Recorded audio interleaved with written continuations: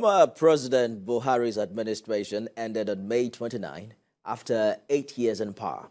While analysts believe many of the economic policies introduced by the president have been quite successful, the Bola Tinubu administration faces several economic challenges. In this special report, business editor Tolulope Ogunjobi examines the crucial economic decisions that the Tinubu presidency must make promptly. We have details and we'll return with more business news.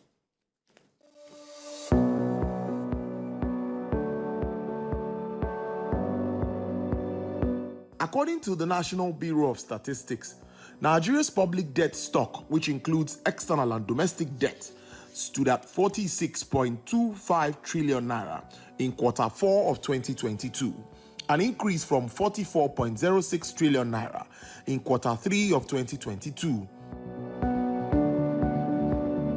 The National Assembly has now approved the securitization of 22 trillion naira borrowing from the central bank, adding to the national debt stock inherited by the Tinubu administration, which now stands at 77 trillion naira.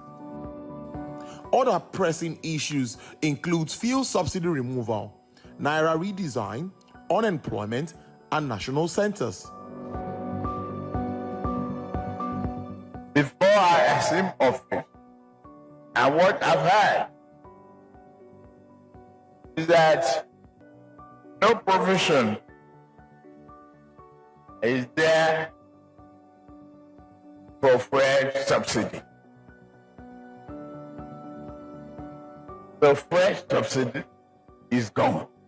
The removal of petrol subsidy has been a significant concern in Nigeria, with previous governments struggling to address it. With the enactment of the Petroleum Industry Act in 2022, the Nigerian government acknowledged the need for subsidy removal due to its substantial financial burden. As a general principle, we believe that removing fossil fuel subsidies is the right way to go. If you look at our numbers from 2015, it's no less than about $5.2 trillion that are spent on fuel subsidies and the consequences thereof. The management of the CBN has sought and obtained the approval of President Buhari to redesign, produce, release, and circulate new series of banknotes at 200 naira, 500 naira, and 1,000 naira levels.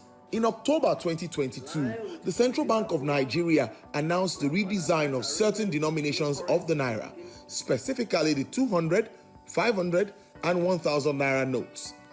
This decision brought about hardship to Nigerians, and during the campaign of President Tinubu, he highlighted some of these challenges and sought to advise the central bank at that time.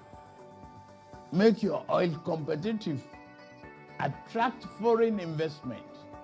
If you attract foreign investment with incentives, you have expanded base of money coming in. All you have is a deferred tax period. It is worth noting that the current governor of the Central Bank of Nigeria, Mr. Godwin Emefiele, will conclude his tenure in 2024, allowing President Tinubu to appoint a new governor.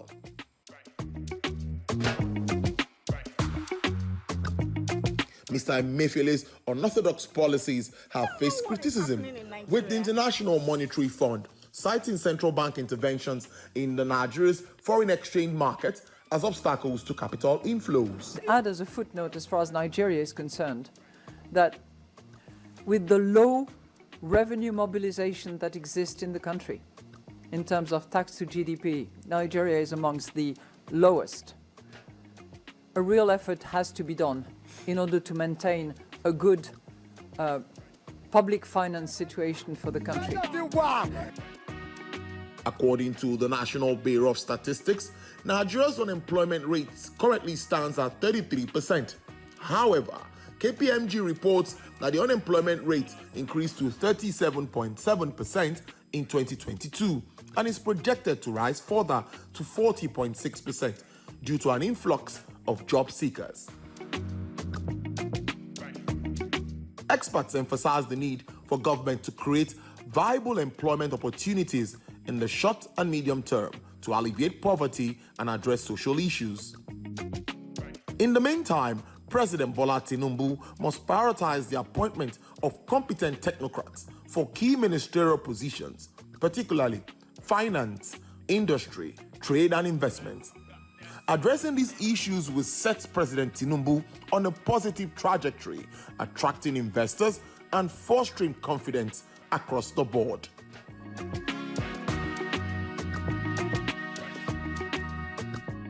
Tolulope Ogunjobi, TVC News, Lagos.